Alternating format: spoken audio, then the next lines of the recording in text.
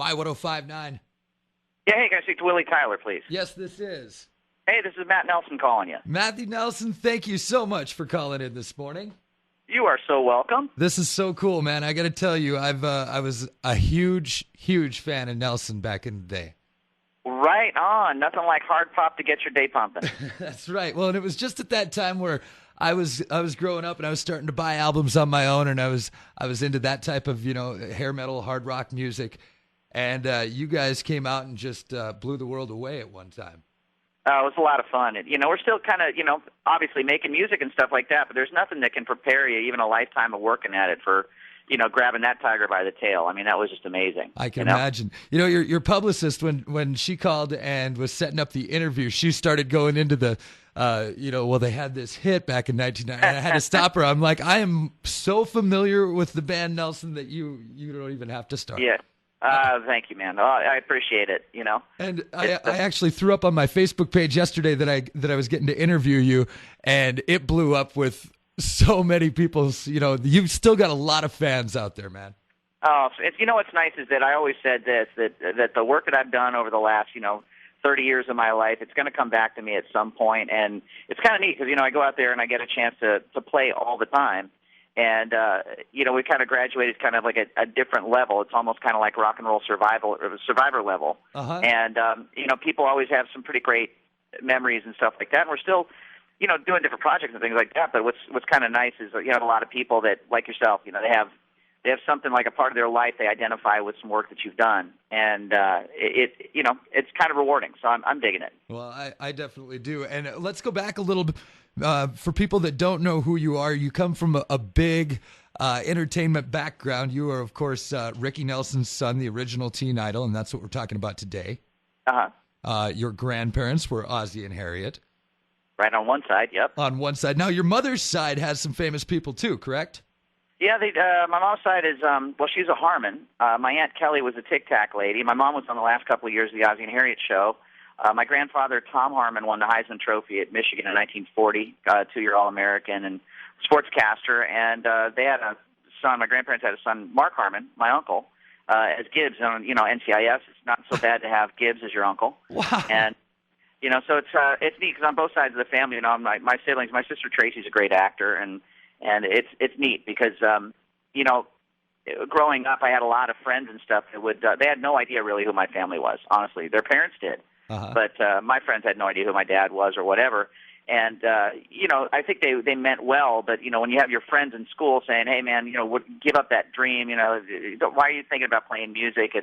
It's a nowhere thing. You're just going to wind up a bum. The fact was I got to look around me in my own household and kind of see that all that stuff was possible. Sure. And, yeah. I would almost say that you and Gunnar had almost no chance of not being famous with what you guys It's funny, because it depends on your perspective. I mean, the reality was inside the music industry, and just even, we started playing clubs when we were really young. We were about 12, and we had been playing for years before that. And we really started young, but it was almost like growing up in an athletic family. Like when your dad's a decathlete. You're going to go there and you're going to say, hey, there's the bar that's been raised. I'm going to kind of try to go for that. It's in your blood. It Sure. really is. But at the same time, the industry at large, they had this almost like a philosophy of, hey, they don't need the break. These kids were raised with a silver spoon and all that kind of stuff. And everybody's perspective can be whatever it is. It doesn't really matter to me. The fact was my dad was on the road 300 days a year, Mm-hmm. and I saw him sacrifice, and I saw the other side of it, which was, frankly, the non-glamorous side of it, the side of, like, missing your family and being on the road and playing 2 shows a night, and the work that was involved in achieving what he achieved. And, in spite of that, my brother and I also saw that he truly loved what he did. He felt like he was doing something special. And we can see that now when we're doing this show that we're doing for him. People that either grew up with watching him on TV or saw him in concert, it's a pretty amazing thing that years later people almost have it's like an enhanced effect on them, the experience that he left on them, and hopefully we'll leave behind the same type of thing. Well, and that's kind of what you guys are out doing. You and Gunnar are touring with the Ricky Nelson Remembered show. And what does that show consist of? Well, for years and years, Gunnar and I never played my dad's music live, and we had so many people who would come up to us. Normally it was parents with their kids that were coming to see our show, Uh-huh. saying, "Hey, I grew up with your dad, and why don't you play some of his tunes?" And as we got older, and I think what it was, honestly, the kicker for us doing this show was we were on the road with Peter Frampton and Styx, and Tommy Shaw from Styx talked to me backstage and said, "Hey, man, I just was such a fan of your pops, and can I come up on stage and sing Garden Party with you?" And so we did. Oh, and cool. Gunnar and I just kind of like looked at each other and said, enough already. Let's do something special and put together a show that kind of separates our stuff from his, which is what we've done. It's basically we only play one Nelson song in the middle of the set, which is about songwriting, and then one to close the show that's a new song. But other than that, we play these songs that people, it's hard to figure this out. Our dad is in the top 5 of all-time record sellers. He sold 230 million singles in his career, over 60 million albums. Wow. He had over 18 top 10 records, I think 40 in the Billboard charts that broke the top 40. And, it was one of those deals where every song is a hit that we play. And we put together this amazing video show that goes along with our concert because he was the most televised rock star in history. We had 435 episodes of The Family Show and 40 years of interviews with people like Paul McCartney and John Fogerty and Chris Christopherson and our dad, of course, and Sam Phillips from Sun Records, Chris Isaac. We decided to put together this video timeline and tapestry that goes along with us playing everything from Hello, Mary Lou, Travelin' Man, Garden Party, I Got a Feeling, Poor Little Fool, Lonesome Town. I mean, all these amazing hit songs. And for us, it's kind of, when we started doing it, we kind of did it as a lark. We didn't think it was going to stay around for a long time. It was just it was our way of saying hi to our dad. He was our best friend, and we really knew him well. We were 18 when he passed away. Right. And to us, this was the soundtrack of our lives. And frankly, for everybody that comes to see the show, I'd say about 80% of the people that come to see the show knew who our dad was, obviously grew up with the show, grew up with the songs, and we watched them transform as we take them through this experience. And they're now bringing their kids who are fans of ours, and they're bringing their kids. And just like our dad, we're seeing this amazing cross-section, multi-generational section of audience that comes. And, beyond the fact that Gunnar and I stay after every show for hours to meet whoever wants to meet us, we actually, it's kind of our way of thanking these people for being fans of our family, and more importantly, kind of, it's like our thanks for giving our family a job for the last 100 years. It's a celebration. Right. Did you pick that up in your family? Did your dad do stuff like that? Did he stay after and meet fans? Well, frankly, he really was. He was a lot more shy than Gunnar and I are. He never said no to an autograph ever. I always say he was the nicest man you'd ever want to meet, and he was stunningly beautiful. I mean, frankly, let's just get real here. Him and Elvis were the guys, and I saw women just lose it when they saw him. And, sure, he was the original teen idol. That's Life magazine actually coined that phrase for him. Exactly. And, he always hated that because, frankly, the people that followed, they were very varying degrees of talent and integrity, and he was all about his music. He was just, I guess, fortunate enough to have a family television show to showcase his stuff on. And I always say that Ricky Nelson was the rock and roll sleeper cell. This, when he started, they couldn't call it rock and roll. They had to call it rhythm and blues on television, and they got a lot of hate mail and stuff. And I think just blazing that trail and people finally giving into the fact that Ozzie and Harriet's kid was okay to do that devil music on television. Right. It was kind of an endorsement, and after him, things like, American Bandstand followed and things like that. So he was really a trailblazer in that medium, and of course went on to sell so many records. And our dad was again extremely humble, very shy, and a really great guy. And Gunnar and I try to keep that humility going and stuff like that. But the way we look at it, 20 years ago, for say when our band was really blowing up, we really never had an opportunity to do what we're doing here, to stay after shows, to connect with people on that really personal level.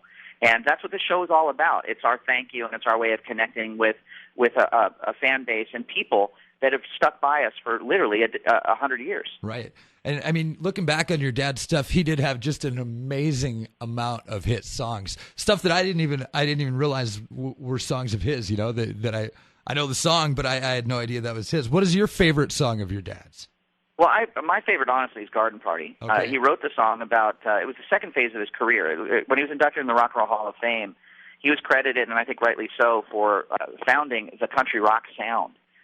Basically, our dad's bass player, Randy Meisner, went on to co-found the Eagles about 3 years after his Stone Canyon Band was formed. And he wrote this song, Garden Party, after an experience of showing up at Madison Square Garden for an oldie show that he didn't want to really be a part of, but the promoter talked him into playing his country rock music with his new band, and they booed him off the stage, about 20,000 people. And he wrote the song Garden Party, kind of almost as it was his line in the sand. You know, he drew his line in the sand and said, you know, I am who I am. You know, I'm a man. I have a family. I have things to say, and if you like it, great. And if not, well, I've learned it's all right. You know, you can't please everyone, so you got to please yourself. And the song blew up out of nowhere. I mean, the people that had written Ricky Nelson off as nothing but a has-been teen idol had to really take a whole other look at him.